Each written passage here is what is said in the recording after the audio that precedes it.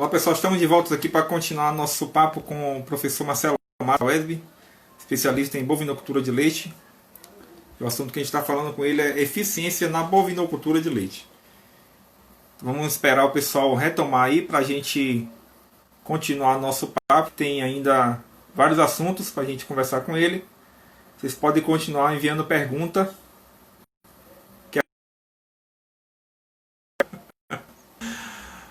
O professor Marcelo estava me ligando aqui. Acho que ele tá preocupado. Eu vou mandar, acho que o professor Marcelo ainda não chegou. Vou mandar uma mensagem para ele aqui no Zap. Ver se ele entra aqui para a gente retomar nosso papo. Isso aí. Agradecer a todos que estão aí nos acompanhando. E dizer que para a gente é uma satisfação muito grande estar aqui passando conhecimento, né? No caso, o professor. E eu aqui dando minha pequena contribuição para que isso seja possível. Esse é o objetivo da gente aqui. E a gente está sempre trazendo assuntos de interesse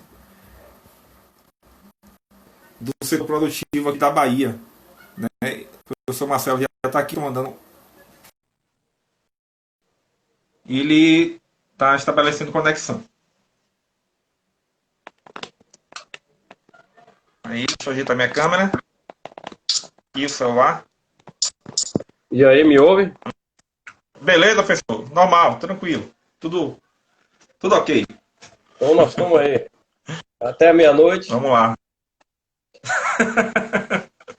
O trabalhador da fazenda Vamos aí. está indo aqui, está esperando para quando terminar, a gente vai tomar um aqui, tomar uma cervejinha e umas caipirinhas e comemorar. Estão gostando, disseram que estão gostando da live. Com certeza. Manda um abraço, deixa um abraço aí para o pessoal que está nos acompanhando aí também na fazenda aí. Muito obrigado. Deixa eu ver, tem uma aqui. Deixa eu falar alguns recados aqui do pessoal, professor. BT Alido, não sei o nome da pessoa. Boa noite, professor Marcelo. O senhor falou em pastagem irrigada de Tifton, que chega a 22% de proteína bruta adubado, né? Mombaça adubado, porque estava meio embolado. Vou repetir. Boa noite, professor Marcelo. O senhor falou em proteína irrigada de Tifton, que chega a 22% de proteína bruta, mombaça adubado e irrigada chega a quanto de proteína?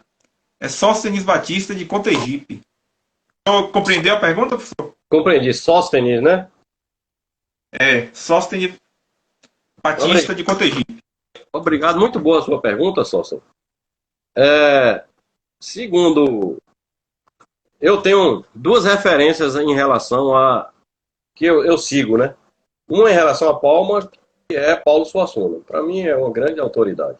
Dentre outras, né? Porque o IPA, o Instituto Agropecuário de Pernambuco, de Pesquisa Agropecuária de Pernambuco, pesquisa a Palma há mais de 50 anos. Tem o pesquisador Djalma lá, que é uma grande autoridade também. E em relação a pastagens, é um dos consultores mais renomados do Brasil, é Adilson de Paulo Aguiar. E ele mostrou, eu assisti a palestra dele, eu tenho essa palestra, de que o teor de proteína não é uma característica inerente da planta. O teor de proteína ele está muito ligado à adubação. E quanto maior o nível de nitrogênio, de adubação nitrogenada, maior o teor de proteína das forrageiras, até um determinado limite, né? Então, o Tifton é o capim que tem sido mais eficiente para recuperar o nitrogênio e transformar esse nitrogênio em proteína verdadeira, o nitrogênio que é colocado através da adubação nitrogenada, com adubos nitrogenados.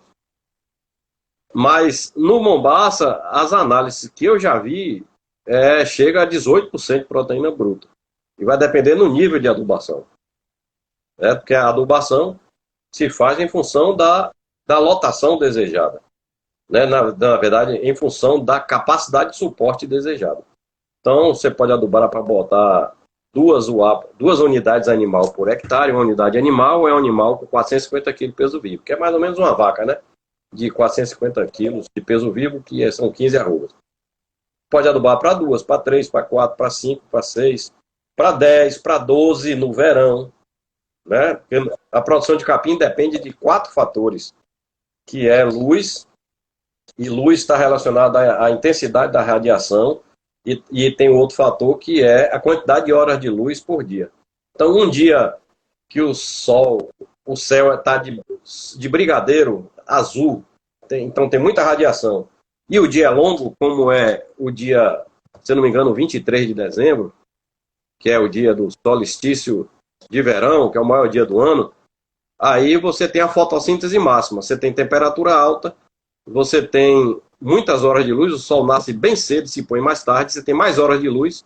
Se esse dia não tiver nublado, tiver o céu azul, você vai ter outro fator importante. Então você tem 2 fatores que potencializam o uso da luz para produzir o capim, para fazer a fotossíntese, que é quantidade de horas de luz, que a gente chama de fotoperíodo, e a intensidade da radiação, porque não tem nuvem filtrando a radiação solar, chega muita radiação na folha. Um outro fator que a planta que interfere na produção de forragem é a temperatura. Então, no verão, vou explicar o que é verão. Verão no mundo inteiro é o período quente. Porque eu tenho uma região dos amigos meus, que é no oeste da Bahia, verão é seca e inverno é quando chove. Certo? Aí, deixar bem claro que quando eu falar verão, que é o período quente. Tá? Então, no verão, que é o período quente, a gente tem temperatura alta, dia longo, radiação solar alta, certo? O outro fator importante é a água. Aí nós temos a chuva de trovoada nesse período aí do verão. E esses fatores combinados aí que ajudam a potencializar. E o último fator que é nutriente, adubação. Adubação a gente pode controlar. Água a gente pode controlar se tiver irrigação. Mas tem 2 coisas que a gente não consegue controlar em pastagem, que é o tamanho do dia, a quantidade de horas de luz e a intensidade da radiação e a temperatura também. Isso só se controla em estufa, produção aí de flores, que se controla até a luz, mas em pastagem é inviável economicamente. Tá certo? Então, você pode repetir a pergunta? Acho que eu me perdi um pouco. Claro, tranquilo. Ela perguntou assim: você falou que em pastagem irrigada de Tifton que chega a 22% de proteína bruta, mombaça adubado, e irrigada chega a quanto de proteína? É o seguinte, quando a pastagem ela é de sequeiro, você não consegue adubar para altas lotações e, consequentemente, a dose de nitrogênio vai ser menor. E por conta disso é que a proteína em pastagem adubada, a gente, quando vai formular a dieta, considera 12% de proteína bruta. Porque quem está limitando aí a produção da forragem, quem vai limitar numa pastagem sem irrigação é a água. Certo? Se você tiver todas as condições, no verão, no período quente, dia longo, temperatura alta, você tem como controlar a adubação. E a chuva limita. Então, tem pesquisa que mostra que a conta é mais ou menos, a conta de chegada, é muita conta para chegar a esse valor. No lugar que chove 1000 milímetros, você precisa, desculpe, de, em média, 250 milímetros de chuva para produzir forragem para uma unidade animal, considerando as perdas que tem no pastejo. Então, no lugar que chove 500 milímetros, o potencial de produção de forragem é para 2 unidades animal por hectare, porque você precisa de 250 milímetros para uma unidade animal, uma vaca de 15 arrobas. No lugar que chove 750 milímetros, que essa aí é a média mais ou menos de grande parte do semiárido baiano, o potencial é de produzir forragem para 3 unidades animais na pastagem e produzir para sustentar o animal durante o ano inteiro. Então, no lugar que chove 1000 milímetros, mais próximo do litoral, potencial para 4 unidades animal por hectare. Entendeu? Então, a gente fica chorando que chove pouco, mas a gente não aproveita o potencial de produção da forragem. Porque quando você corrige o solo, faz calagem, faz a correção com calcário, com gesso, que pode ser utilizado até o próprio gesso, o gesso agrícola da gipsita, que é um produto natural, que é aceito até pela agricultura orgânica. A gente corrige o solo com gesso, calcário a gente corrige mais na superfície, com gesso corrige mais em profundidade, neutraliza alumínio, a gente consegue puxar a raiz para baixo, a raiz fica mais profunda, chega a mais de metro, a raiz do capim, em solos profundos, né, evidentemente. E aí, porque os solos, a maioria dos nossos solos profundos da Bahia, onde é que eles estão? Aqui no Planalto Vitória da Conquista, que se estende de Cândido Salles, vai até Maracás, Brejões, essa região aí.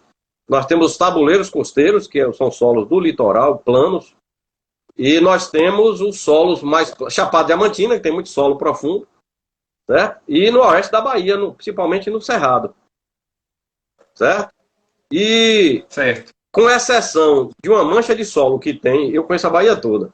Foi uma oportunidade boa que eu tive de trabalhar no estado. Uma mancha de solo que vai ali de Carinhanha, Feira da Mata, do lado de lá de São Francisco, do lado da margem esquerda do São Francisco, que vai pelo vale, cortando aí, passando por Muquim, passando em Sítio do Mato, passa em Serra Dourada, Santana, Brejolândia, corta, passa em Vanderlei, e vai até Barreiras essa mancha de solo, que são cambisolos. Com exceção desses que são profundos, os demais são todos solo ácidos, que para você produzir pastagem você precisa corrigir e adubar. Então, foi bom colocar isso, porque nós temos o potencial de produção de forragem e que a gente não explora. E a eficiência de uso de água aumenta quando a gente corrige o solo e aduba o solo. Espero ter respondido, né? Se não respondi, pode repetir. Acho que É porque tem hora que eu tô viajado assim. É porque é muita coisa, é muito complexo, né? Mas tá bem informativo. Para mim mesmo tá tranquilo. Você vai acabar produzindo leite. Hã? Você vai acabar produzindo leite. Eu cresci bebendo leite direto da vaca, assim, na propriedade do meu padrasto, lá em Jiquié. Eu sou lá de Jiquié. E bebi leite direto da vaca lá. Então, o Mário, ele tá... Ó, gente, vocês estão me ouvindo, ele tá escondendo leite e ele é agora estudante de agronomia, né? Em breve será meu aluno aí na UES. Passei agora no vestibular, vou começar aí, esperar passar e começar aí esse curso de agronomia aí. Beleza, que bom. Muito feliz também, professor. Satisfação minha que foi ter sido aprovado aí no vestibular. Edson Souza Almeida. Quais variedades de capim resistente o senhor indica? Resistente à seca ou resistente à cigarrinha?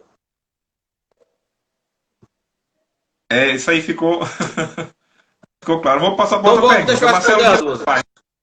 Mas então vá. Resistente à seca tem muitos capins bons. Tem capins, inclusive, que a Embrapa melhorou, que é o Buffel áridos.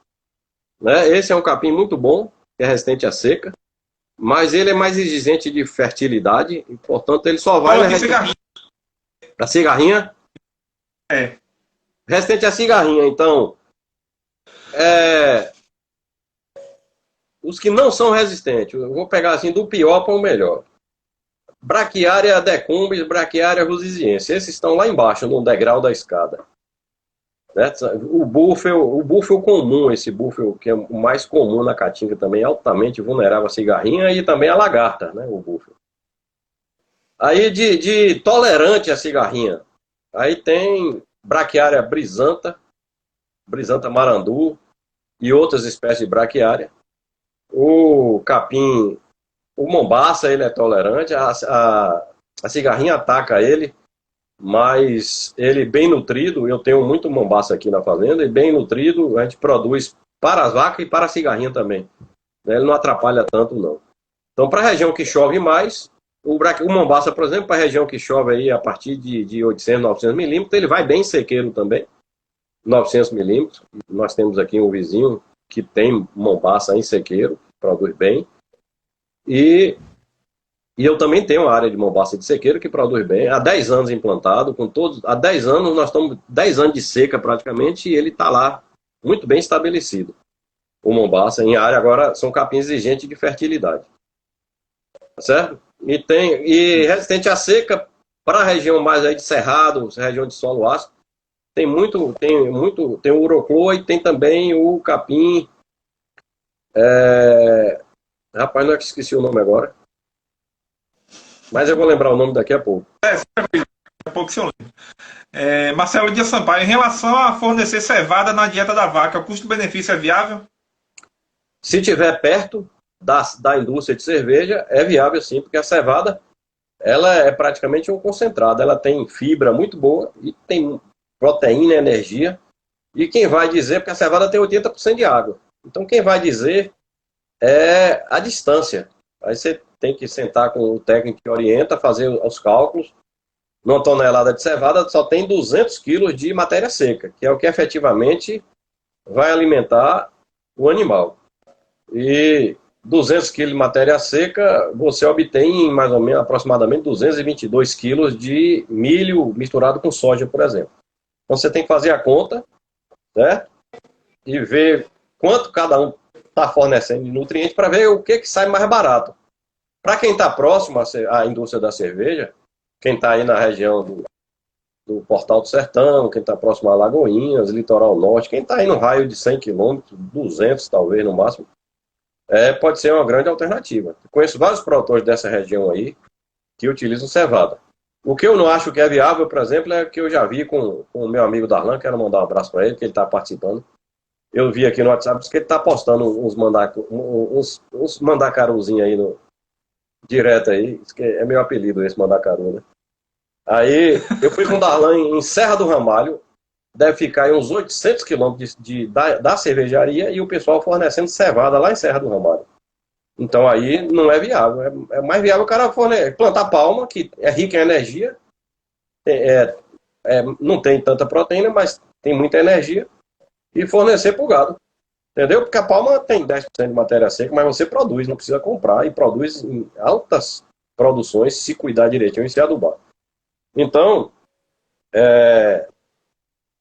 essa pergunta da cevada foi muito boa, porque quem está próximo, o custo do frete, imagine, se você pegar um caminhão com 15 toneladas, certo? De cevada, 15 toneladas, 20%, 3 toneladas é comida efetivamente, e 12 toneladas é água. Aí vai 3 toneladas de comida e vai mais um carro-pipa, vai levando tudo junto, levando água, né? E água, talvez aí em sua região seja mais barata se você está muito distante. E ainda a cevada ainda tem um inconveniente, você ainda tem que ter local para armazenar, um tanque para armazenar. E tem alguns outros inconvenientes também, que é o mau cheiro, né? Que ela fica se demorar muito tempo. Mas se estiver perto, eu certamente faria a conta e sendo vantajoso usaria com certeza. Vai depender do preço e da distância e do custo do frete. Beleza. Respondido aí para nosso amigo que fez a pergunta, muito grato aí. Tem uma pergunta aqui, professor, de Anselmo Borges Meira, ele é de Maracás. De certa forma o senhor falou um pouco, mas eu pedi só repetir para ele, para contemplar essa pergunta dele. Sobre a escolha, análise e preparo do solo adequado para a formação de pastagens.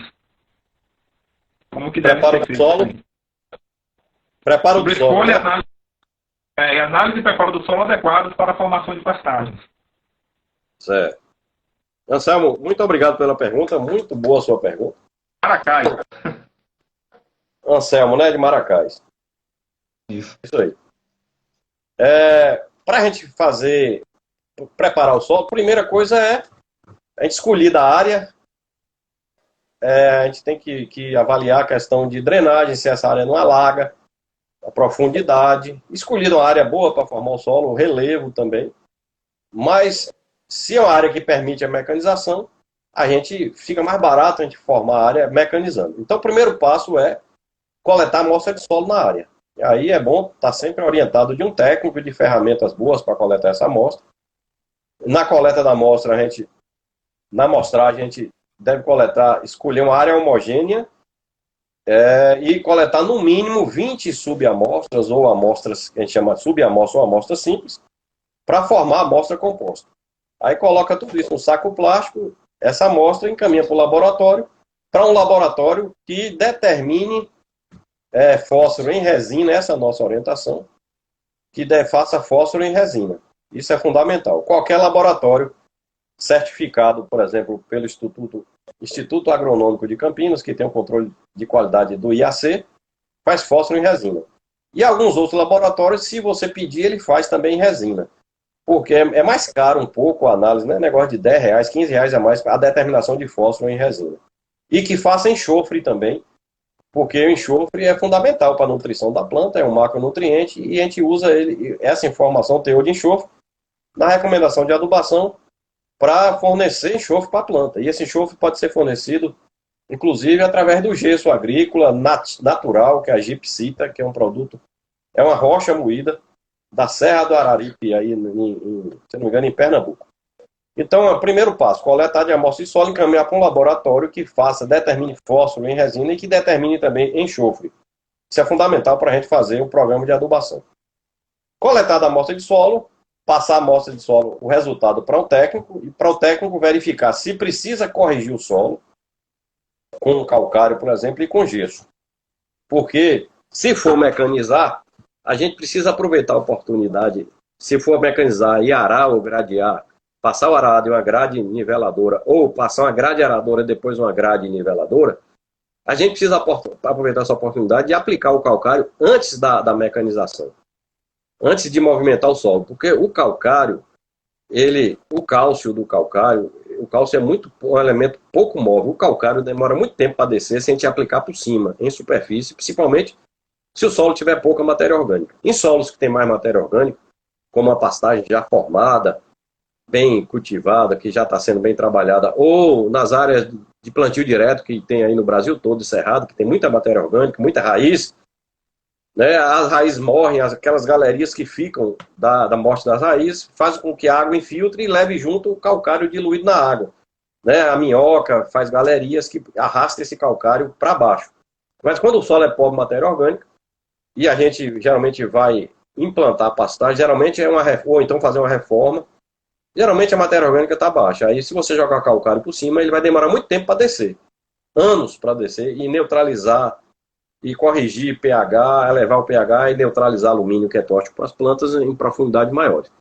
Então a gente tem que aproveitar a oportunidade e aplicar o calcário, metade da dose que for recomendada pelo técnico, pelo agrônomo, metade antes de arar, ou antes de passar a grade aradora, e após arar ou após passar a grade aradora, aplica a outra metade e depois passa a grade niveladora. Dessa forma a gente consegue incorporar o calcário pelo menos até 20 centímetros de profundidade. Depois da calagem, aí a gente aguarda 60 dias, ou não, 60 dias e 100 milímetros, aguarda chover 100 milímetros. Ou então aplica uma lâmina de irrigação de 100 milímetros, se a área for irrigada.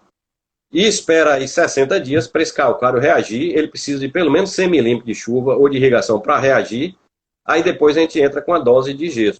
E uma fórmula que tem três metodologias de calcular o gesso.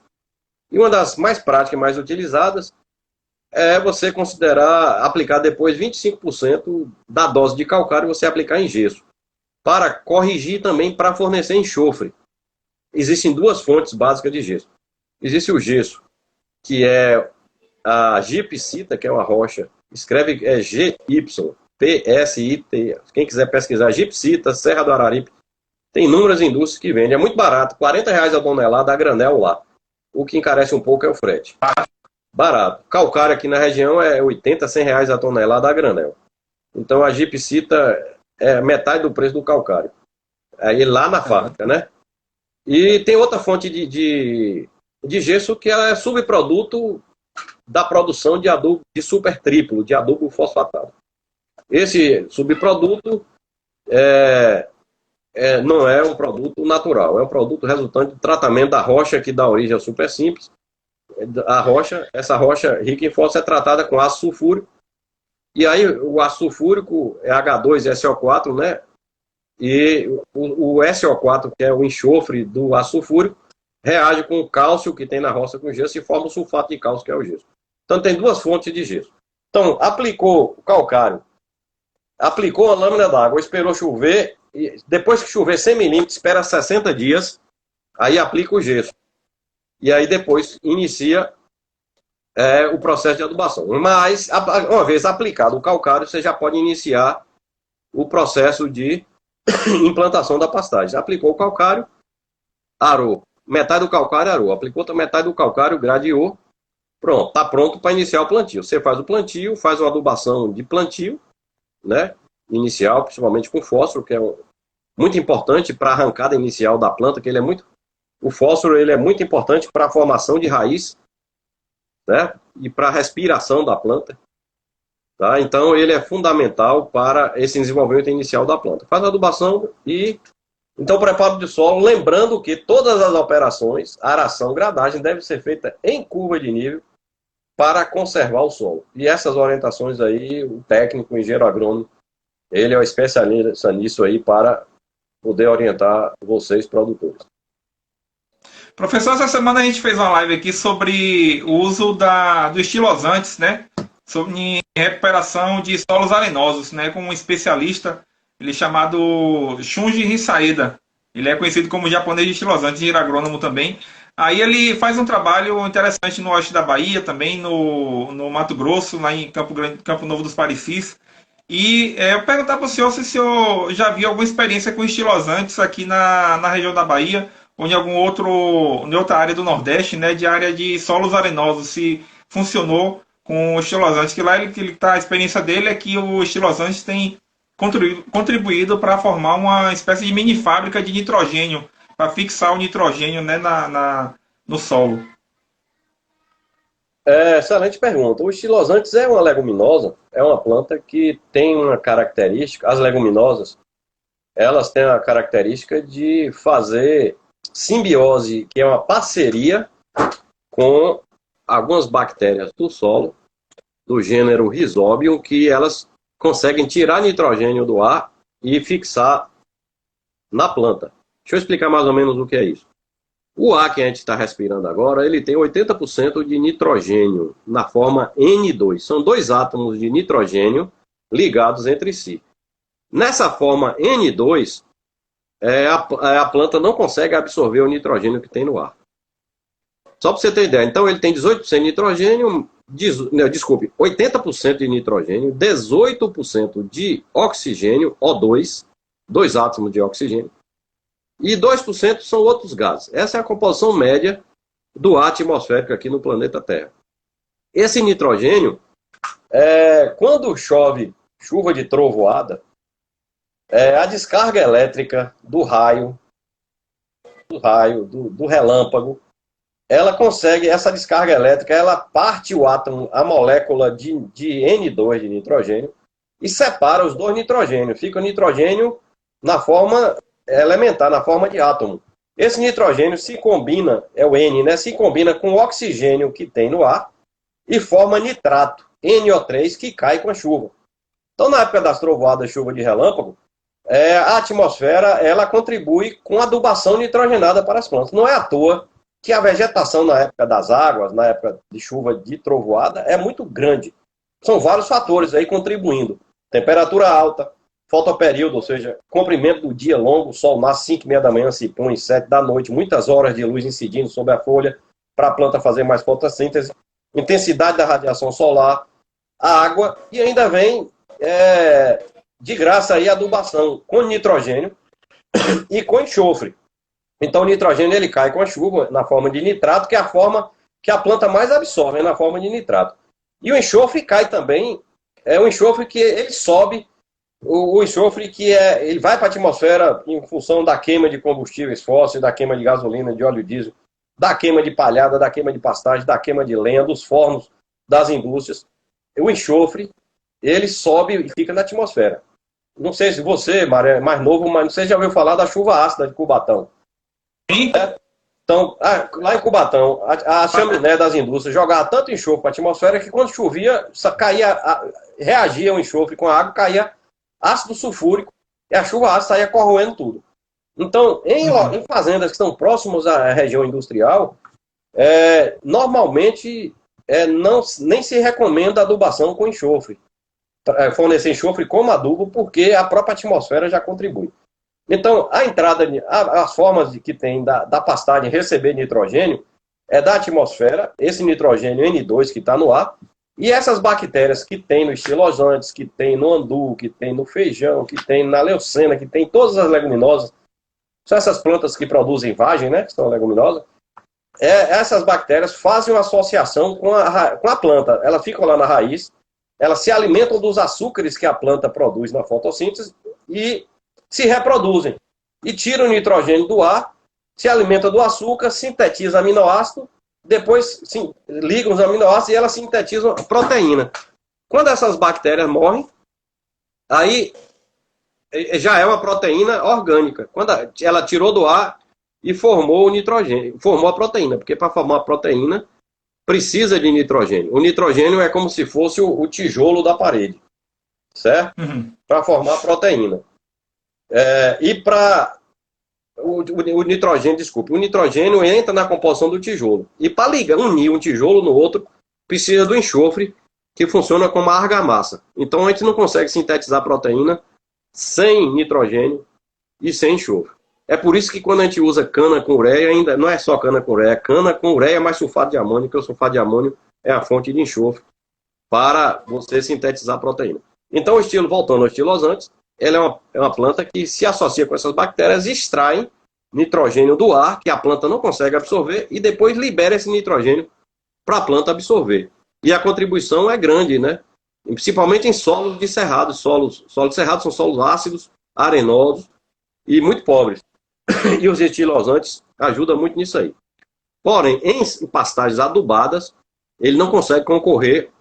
A tendência de uma pastagem adubada é essas leguminosas, elas vão ficar na sombra, a tendência delas é elas desaparecerem momentaneamente. Se você parar de adubar, elas voltam, porque o pasto adubado cresce muito rápido e essas plantas ficam na sombra e não conseguem fazer fotossíntese e somem. Mas para pastagem de sequeiro, esse consórcio é uma excelente alternativa. Não sei se eu fui claro. Foi sim, professor. Eu só fazer um complemento. Se o senhor já viu uma experiência dessa aqui na Bahia ou no Nordeste para o público, né, do pessoal que está acompanhando a gente aí, saber se alguém estiver pensando em fazer isso, saber se isso é bom ou se não é. Não, eu particularmente, com estilosantes, assim, área de consórcio com pastagens, eu ainda não vi. É provável, é possível que aí na região oeste, no Cerrado Baiano, tenha, mas eu mesmo, nas minhas andanças, nunca tive essa oportunidade de ver. A pergunta aqui de Rick Rocha é essa pergunta derradeira que eu vou fazer, que veio na primeira hora da live. Boa noite, é Ricardo da Bahia Até, Jequié. Queria saber do professor Marcelo Matos sobre o clipe e o desmame do bezerro quando nasce. Com quantos dias de nascido desmama e com quantos dias ele entra no clipe? Tem um pessoal que até elogiou essa pergunta aqui também. Entra em quê? No clipe? Repete a pergunta. No clipe. Ó, ele quer saber... queria saber do professor sobre o clipe e o desmame do bezerro quando nasce. Com quantos dias de nascido desmama e com quantos dias ele entra no clipe? Eu acho que ele quis dizer creep feeding, veja se é isso mesmo. Se for, eu vou responder. Eu vou falar creep é para bezerro de gado de corte, mas se precisar eu vou responder também. Vou dar uma dicasinha. Foi bom você tocar nesse assunto do bezerro, porque para o produtor de leite, o bezerro é um peso. E pense num peso pesado para carregar. Certo? Porque o macho, eu sempre coloco isso, eu tenho dado sorte que eu estou achando comprador para todos os machos. Cripe? Cripe, né? Ele respondeu aqui. Vou falar então da criação do bezerro, da bezerra leiteira, certo? Que é uma coisa interessante. Certo. A bezerra leiteira, vou falar rapidamente, nós estamos com tempo, né? Pode falar. Você podia matar minha curiosidade? Quantas pessoas participaram da primeira e estão participando agora? A primeira deu umas 150 e poucos. Quase 160. Que bom, né? Beleza. Fico feliz com isso. E muitos aí são meus amigos, conhecidos. Que bom. Um abraço para todos aí. Bom. Eu fiz o print, depois eu vou estar postando aí no Story e mando pro seu também. Beleza. Então, a criação da bezerra. Vou falar em relação à alimentação, principalmente. A nutrição da bezerra para que ela cresça saudável e venha ser uma sucessora e produzir e render mais na fase adulta. As bezerras na fazenda são as princesas. E as vacas são as rainhas. E nós somos os súditos. Nós, produtores, somos os súditos. Certo? E os técnicos são os conselheiros, né, da fazenda. Então, veja bem. A bezerra nasceu. Eu preciso, primeira providência, cuidar de fornecer o colostro o mais rápido possível. Porque através do colostro, a vaca transfere a imunidade para a bezerra. É como se estivesse vacinando a bezerra. E essa imunidade, ela dura um período de 2 a 3 meses. A bezerra nasce sem imunidade. Então, de imediato, no máximo até 4 horas após o nascimento, a bezerra precisa mamar o colostro. O colostro é aquele produto coletado da primeira ordem após o parto, nas primeiras 24 horas. Colostro é isso. No segundo dia em diante já não é mais colostro, é leite de transição. Que o povo chama de leite ruim, né? o colostro e o leite de transição. Só que o colostro tem praticamente o dobro da quantidade de proteínas e o dobro da quantidade de energia que tem o leite comum. E o povo chama de leite ruim, né? Aqui na fazenda a gente não perde uma grama. Fornece à vontade o colostro, e o que sobra de colostro e de leite de transição, a gente dilui uma parte de colostro em uma parte de leite, 1:1, e dilui, desculpa, a parte de colostro em uma parte de água, água limpa, né? Tem que ser água limpa. Aquece até 39 graus e fornece para a bezerra. Então, 1 litro de colostro misturado em 1 litro de água é igual a 2 litros de leite. Alimenta a bezerra da mesma forma que 2 litros de leite. Então, esse colostro e esse leite de transição, que muita gente está perdendo aí na fazenda, dando para cachorro, jogando fora, desleitando no chão, está jogando dinheiro fora. Então, se vocês... É um ponto que eu não toquei em relação à eficiência, é esse aí, porque você fornecendo esse colostro excedente, você deixa de fornecer leite, e esse leite, se você vai vender esse leite, fazer dinheiro. Isso tem tudo a ver com eficiência econômica da atividade. Né? E a gente tem que se preocupar muito com isso, com reduzir desperdício. Desperdício, para mim, é uma coisa terrível. Quando eu chego aqui na fazenda ou em casa, que eu vejo uma torneira pingando, um vazamento de água no sistema de irrigação, eu fico revoltado. Tem que ser desperdício zero, a gente não pode perder nada. A gente tem que aproveitar tudo. Certo? Certeza. Tudo que a gente puder reciclar, reutilizar, a gente precisa reutilizar, para a gente reduzir nosso custo de produção. Então, fornecer o colostro para a bezerra durante, no máximo, até 4 horas, e para você fornecer mais como uma vacina. E continuar fornecendo o leite de transição à vontade para ela. O leite de transição dura aí uns 4 dias, mais ou menos. E aí, a partir daí, você já pode pegar o leite dessa vaca e vender. E o leite que sobrar, se a vaca está produzindo 10 litros, 12 litros de colostro, a bezerra não consegue consumir mais de 6 litros por dia. Só se for grande, de raça grande, como raça holandesa pura. Mas a bezerra nossa, que é cruzado, gado cruzado, não consegue beber novinha mais de 6 litros. O que sobrar, a vaca produziu 12, você forneceu 6 no dia. 3 de manhã e 3 de tarde, 2 mamadas. Sobraram 6 litros de colostro. Você mistura em 6 litros de água, vira 12 litros de leite. Equivale a 12 litros de leite para alimentar as bezerras. Aí você aquece, fornece, aí você já deixa de fornecer 12 litros de leite e vende esses 12 litros de leite. E esses 12 litros são suficientes para você alimentar 2 bezerras naquele dia que sobrou aquele colostro. Tá certo? Depois do colostro, fornecer 6 litros de leite por dia, 3 litros de leite pela manhã e 3 litros pela tarde, em mamadeira, que é melhor do que balde, porque a mamadeira estimula a salivação e a bezerra precisa da saliva para as enzimas da saliva para digerir a lactose do leite e reduzir diarreia. A pesquisa mostra que bezerras que mamam em mamadeira, elas têm menos diarreia que as bezerras que bebem leite no balde. Então, durante 60 dias, a gente vai dar 6 litros de manhã, 3 litros de manhã, 3 litros de tarde, um total de 6 litros por dia. De 61 dias a 80 dias de idade, a gente reduz essa dieta líquida para 2 litros de manhã e 2 de tarde, 4 litros. Então, nos 80 dias que a bezerra vai consumir leite, ela vai consumir 6 litros durante 60 dias, dá 360 litros de leite, mais 4 litros durante 20 dias.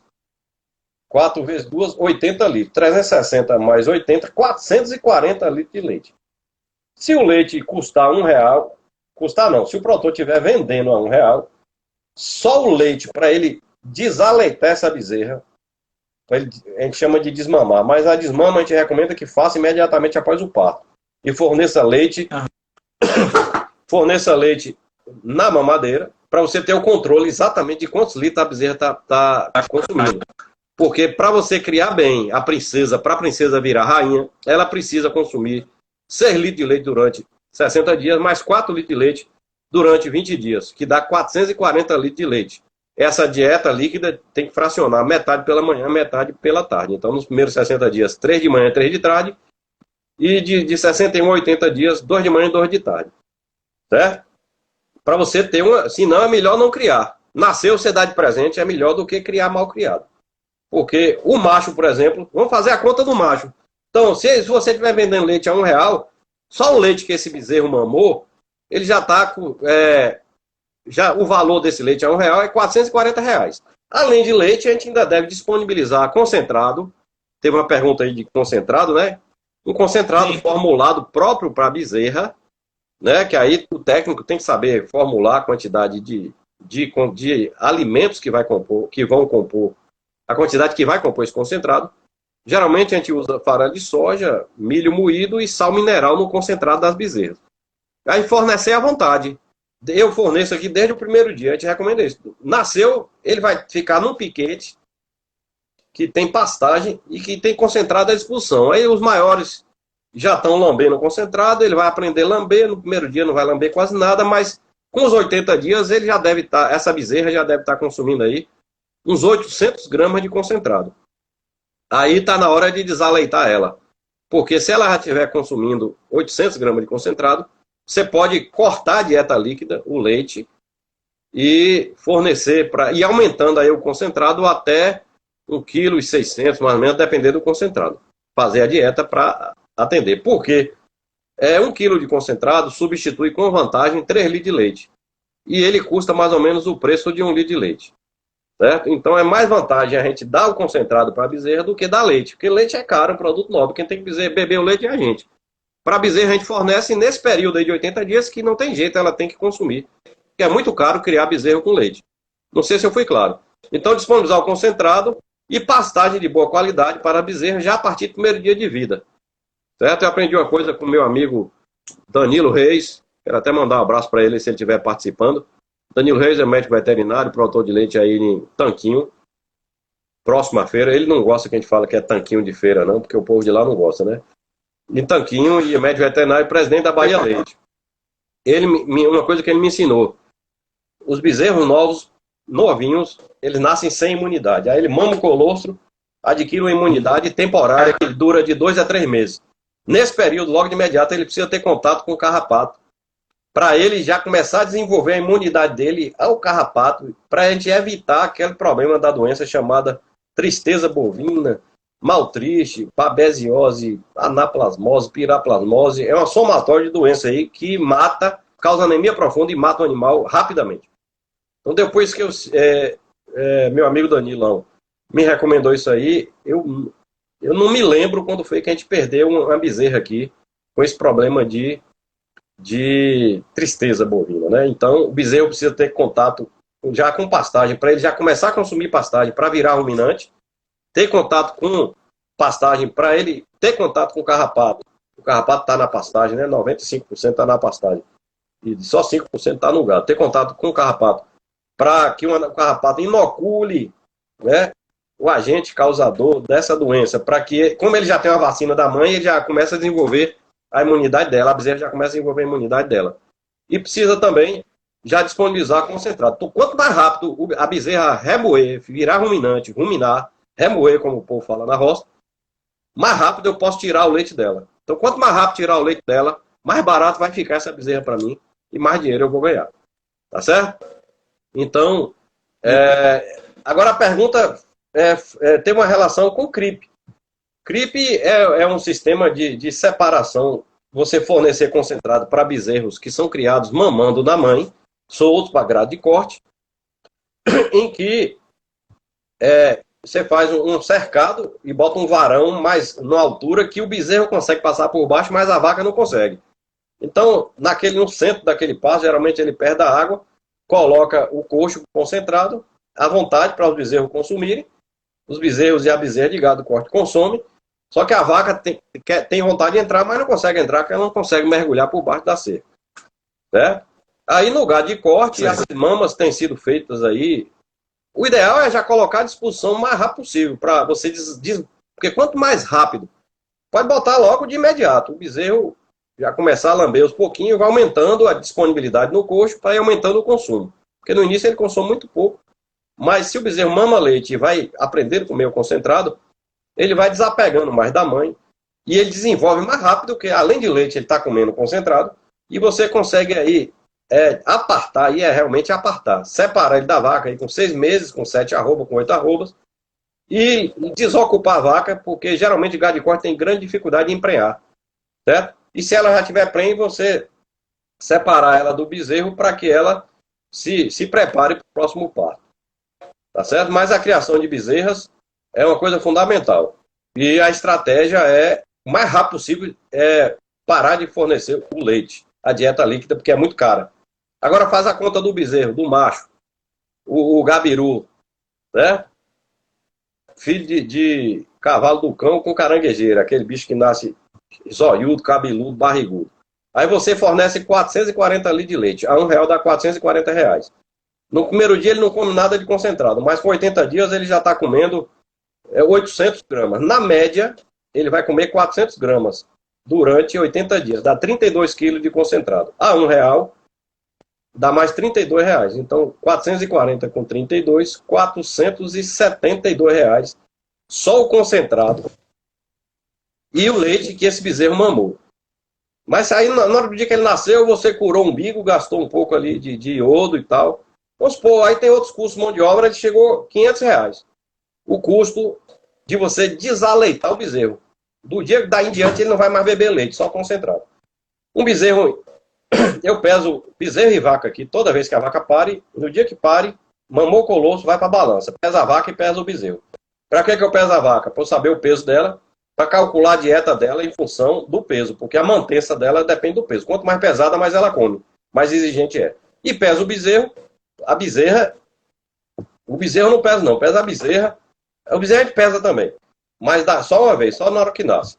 E na hora que vende, graças a Deus, estou conseguindo vender tudo. Aí, vender novinho, né? Aí na hora que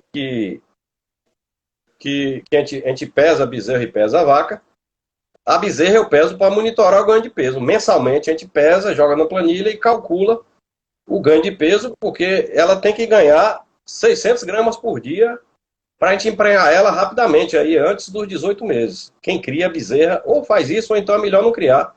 Vende, dá de presente. Agora vamos lá para a conta do macho. O bezerro, em média aqui, nasce com 30 quilos.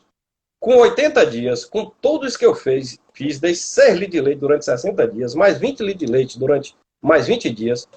Com tudo isso aí, ele não tá com... Ele vai estar aí com uns 80 quilos. Né?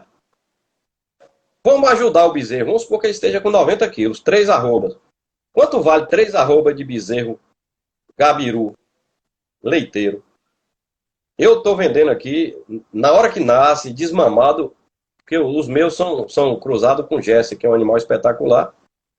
O Jesse é um animal que produz gordura no leite. E além disso, eu tenho um plano de industrializar o leite, então já estou melhorando o rebanho para quando eu montar meu pequeno laticínio, a gente já tem um leite com alto teor de gordura, leite de vacas A2, que é um tema interessante para fazer uma live. O que é leite A2, que é a beta-caseína, é uma proteína que muita gente tem alergia e o povo acha que é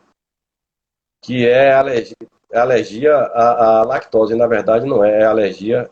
Se fala que tem intolerância à lactose. Na verdade, muitas vezes é alergia a essa beta-caseína. Então, é um produto diferenciado aí.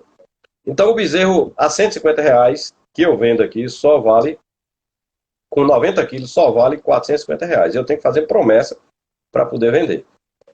E eu já gastei com ele, só de ração e leite, 472, fora os outros custos. Então, ele me dá prejuízo. Me dá um prejuízo aí de R$28, fora mão de obra, fora outros custos, medicamento. E se ele morrer, se ele morrer nesse caminho aí, nesse percurso, aí o prejuízo é total. Então o bezerro da vaca de leite, por exemplo, o bezerro filho de uma vaca meio sangue com um touro europeu, que vai ser um 3/4, esse bezerro é pouco valorizado no comércio e ele não paga nem o leite que ele manda. Então, na verdade, o produtor de leite é carregar peso. Aí ele fica gastando com um trem que, se der sorte, lá na frente ele consegue vender e ainda não recupera o dinheiro que ele gastou. Desculpe ter alongado aí, mas é importante tocar nesse assunto do bezerro e da bezerra. Com certeza, eu não sem problema. Tem muita pergunta aqui nessa segunda hora da live. O pessoal, acho que deixou para enviar mais agora. A gente está chegando ao final, tá 3 minutos aí.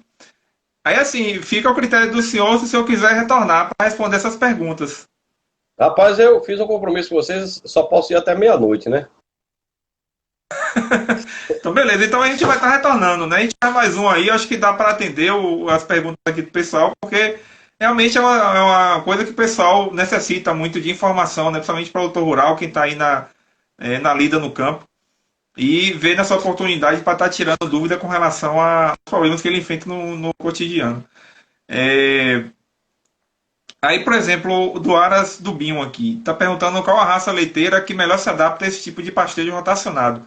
Aí, assim, falta 3 minutos aí para o senhor poder responder aí, para a gente reiniciar.